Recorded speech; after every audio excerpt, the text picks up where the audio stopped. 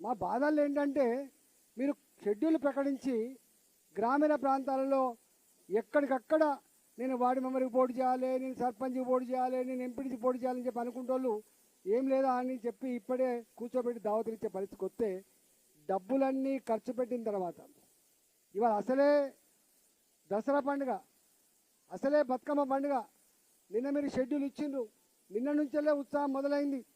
ఒకవేళ వీళ్ళు కనుక డబ్బులన్నీ ఖర్చు పెట్టుకుంటే దీని బాధ్యులు ఎవరు? దీని బాధ్యులు ఎవరు చెప్పండి. అందువల్ల దయచేసి మీరు ప్రభుత్వ పరంగా చెప్పాల్సింది ఏంటంటే మీరే ప్రెస్ మీట్ పెట్టి మీకు 8వ తారీఖు వరకు కోర్టులో ఆర్గ్యుమెంట్స్ ఉన్నాయి కాబట్టి కోర్టు డిసిషన్ వెలువరించిన తర్వాత ఎలక్షన్ నోటిఫికేషన్ ఇచ్చిన తర్వాతనే మీరు ఎన్నికల సమాయత్తం కమ్మని చెప్పాలి తప్ప మీరు ఆధారాబాధగా ఇట్లు ఇచ్చి వాళ్ళు అనుకుంటున్నారు పాపం ఎన్నికల షెడ్యూల్ అంటేనే ఎన్నికలు డిక్లేర్ అయిపోయినాయి అని అంటున్నారు.